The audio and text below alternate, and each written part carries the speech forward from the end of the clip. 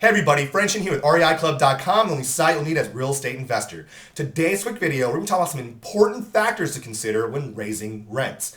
Now, like in all my videos, everything that I cover I include in the description below, so simply click the show more button and you can follow right along. Now, there comes a time in every landlord's life when the rent has to be raised on their properties. And it's not really a pleasant subject from the tenant's point of view, but it must not be overlooked from the landlord's point of view. Now, real estate costs rise over time, from property tax bills to insurance premiums to, say, mortgage rate increases. So landlords sometimes need to raise rents on the rental properties to cover their costs and maintain profitability.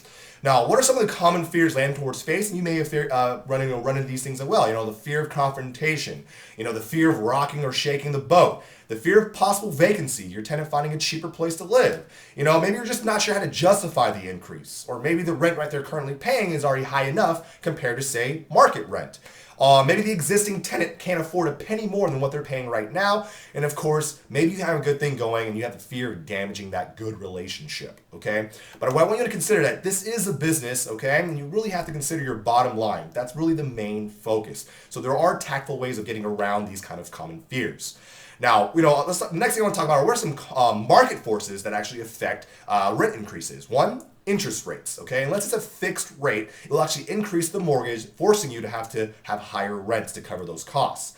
Unemployment rates, high unemployment actually equals more renters in the area, a little bit more competition, maybe a little bit more flexibility. It depends on the area that your property is in.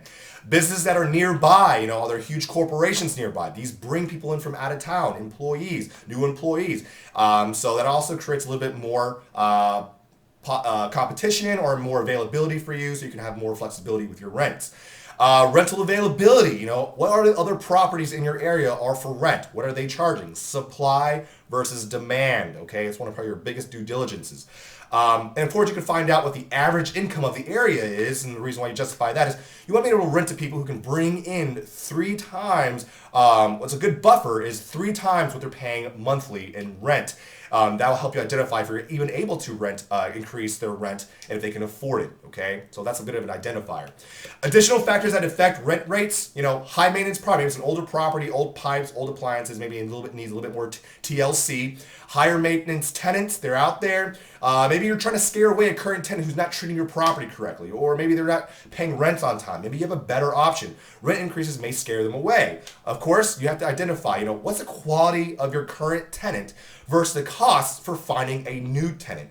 Maybe a month vacancy period, advertising, marketing. Is it worth the cost to find a new tenant, or is it worth the cost to raise your rents? These are 2 things you can definitely consider. Next thing I want to talk about are types of leases that you're going to be working with. You have your annual lease, where you can only raise the rent at the expiration of that year, month or at the end of that contract period. Month to month, you can charge a premium monthly rent, and then of course you're allowed to raise the rents every month if you like. That means if you have a tenant, you found a qualified tenant, you have an existing tenant living month to month, you can just increase it quite a bit to where they're like, oh, I just can't do this anymore, and then your new tenant can move in. You have multi-years, which you have scheduled rent increases every year, but you cannot change in the middle of an agreement without tenant approval.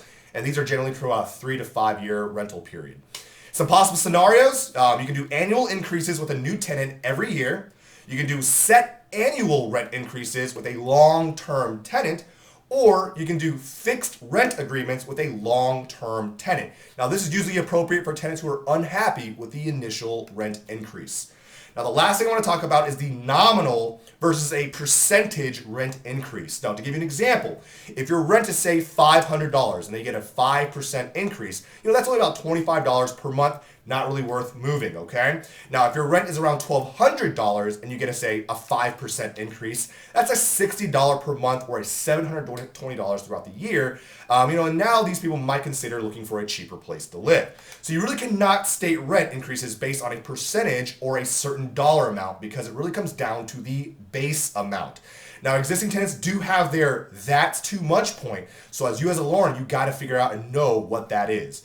Now, raising rents, guys, is not an easy daunting task, but it's often necessary if you intend to actually earn a positive cash flow on your rental properties. Now, it's important to remember that there are many external factors that influence the rental rates for that property. And in many situations, you're going to have to justify your rent increases to your tenant. So it's very important you can explain it with competence, okay? So always remember, just to be fair and honest. Again, guys, this is Frank Chen with REIClub.com bringing another video. Do me a favor, leave comments below about what you thought about it. Click the like button because it really does help us out. But more importantly, subscribe to our YouTube channel so we can keep you informed when brand new videos are posted every week.